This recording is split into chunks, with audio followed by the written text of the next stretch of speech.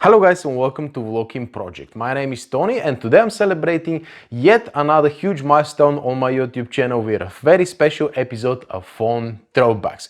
Today I'm gonna have a look at the Tonino Lamborghini Antares, the 2,500 pound phone released in 2014. And yes, I've done other Lamborghini videos before, the Spider and the one before, which you can check out over here and over here. Actually, I'm gonna put links in the description down below. They're pretty interesting phones. They usually feature stainless steel, sapphire crystal displays, real leather and stuff like that, and of course a unique design. And especially this one is the most ridiculous of them all. And to verify that, I've got the biggest box possible for this phone. I've never unboxed something this big and heavy, guys. And yeah, let's waste no more time and let's do the unboxing, shall we?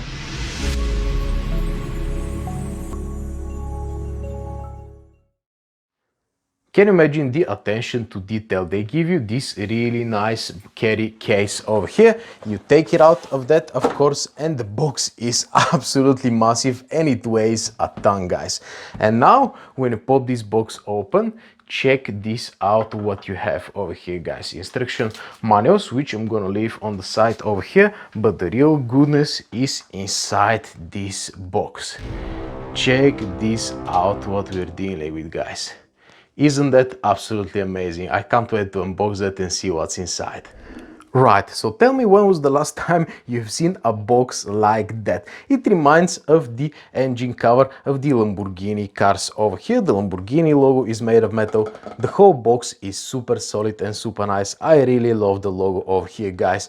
And it is sharp, it is cold, and it is extremely heavy. There's a hidden button over here on the bottom where you press and it reveals the phone itself. Check this out, guys. The quality of the material so far is absolutely brilliant, and I can assure you that you haven't seen that in many phones. Check this out of this material, guys. Absolutely amazing. I'm gonna leave the phone on the side for now so I can show you what else is inside this beautiful box over here. Pay attention to the cable, noodle cable before anybody else, pretty much, with the Tonino Lamborghini inscription over here, guys. We've got the specialized earbuds, again, Tonino Lamborghini. Check this out, very nice. Some spare buds. We've got a special warranty card by Lamborghini, of course, and a small cleaning cloth for your screen. Unfortunately, this time the screen is not sapphire, but anyway. Now you've got three different charger adapters, UK one, European one, and American one, sorry Australia, and the charger itself is unlike any other charger on the market, guys. Brushed metal over here, the Lamborghini logo. It looks absolutely stunning, and I'm happy that they moved on from this sticky rubbery coating that they've used in their previous phones, and this one you're not gonna have a problem in the long run. And now let's fire up the phone itself and show you what we're dealing with, guys. And I actually prefer to close that box so I can have a better background, so stay with me for a sec. Okay, I prefer that background, and let me just start up the phone and show you what we're dealing with. Check this out, we've got the Lamborghini wallpapers, and check out the unlock animation, guys. You've got the Lamborghini logo, and check this out, guys. That is an absolutely stunning attention to detail, but we're gonna talk about the specifications a little bit later on. First of all, let's have a look at the design. Check this out. This is something I have never seen before. It's a little bit sharp over here, but not as sharp as, let's say, a knife or something like that, so it will be uncomfortable, but it's really pleasant. Actually, the Lamborghini logo is amazing. You can see the exposed screws over here, and of course the buttons have the wrong order, but who cares. Yeah, at the back of the phone, check this out. We've got the serial number, again with two screws, real leather material over here, again the Lamborghini logo, and at the back we've got these fake vents with a small hole for the microphone. And over here at the back we've got our single speaker over here, 13 megapixel Sony made camera, a flash, again some more screws. This is the button releasing the back cover, and I'm gonna push it right now and I'm gonna try to take it out so I can show you what's inside this beautiful phone, guys.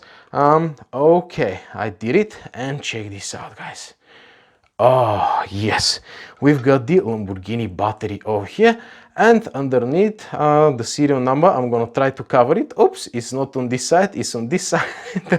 But anyway, what's interesting about this particular phone is this. Check this out, guys. You've got the Lamborghini TL66. We've got some Russian stuff over here, and check out the memory card. Tonino Lamborghini, 32 gigabytes of memory card, guys. I'm gonna pop this battery back on, and I'm gonna proceed with switching on the phone and showing you the rest, of course. And what is actually surprising is that this is made of metal over here, this is made of metal as well, but what was made of plastic? I think something was made of plastic. Yeah, this is plastic, this is metal, but it feels almost identical and really high quality, guys. So as I said, Sony made 13 megapixel camera at the top, 3.5mm jack. One of the distinct features of this phone is its internal Yamaha amplifier, guys. This is, let's say, a high bit DAC, similar to the ones that LG is using, but that was in 2014, and the 3.5mm output is absolutely amazing. A little bit more screws over here at the front of the phone, two more screws. Of course, the Lamborghini logo is embossed over here, and I've got a 5 megapixel rear facing camera, guys. In terms of specifications, this phone was nothing special back in the day. It features a quad-core MTK processor, 2 gigs of RAM, 32 gigs of storage, nothing special. But one particular thing which wasn't very good was the resolution of the screen. It was QHD, and no, I'm not talking about Quad HD, I'm talking about lowercase QHD, which is something like 560 to 940, or the other way around, 960 to 540. Yes, 960 to 540, guys. 4-inch LCD screen. And think about something else. Just before this phone was released, Oppo released the majestic Find 7, which a 5.5-inch real QHD resolution, guys. Quad HD screen at this time, and you can see the difference. And the problem is that with this high of a price tag of £2,500, this was absolutely unacceptable. But yeah, it is what it is. You can see where the screen ends. They could have done at least 4.5 inches, but that's what they decided to do. But the phone feels absolutely amazing in the hand, guys, and I can't really describe the overall in-hand feel and build quality. You really feel that you've bought something really special and expensive. In terms of the software, it's pretty much stock Android. You've got some custom icons over here, and let me tell you that, of course, I haven't really used this phone in the real-time usage, but it feels relatively fluid for, late 2019, early 2020. It feels that you can actually do something on it, not very heavy tasks, of course, because the battery is just 1500 milliamp hours, so you're not gonna have too much fun for too long. But what I like is these buttons over here. They vibrate when you press them.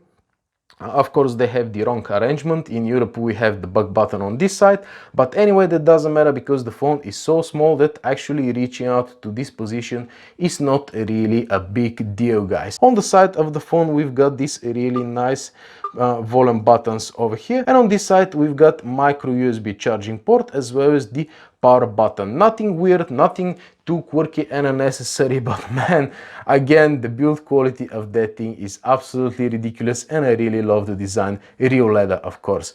At the back, one thing I forgot to mention is that the speaker sucks. I don't know if I tell you about that, but considering you've got a Yamaha amplifier inside, I don't know why the speaker sucks so badly. But yeah, that's about it, guys. This was my quick overview of the Lamborghini Antares. Oh, one more thing. One thing very weird is that when you go to their website, you can actually still buy this phone in 2020. Check this out, Tonino Lamborghini Antares.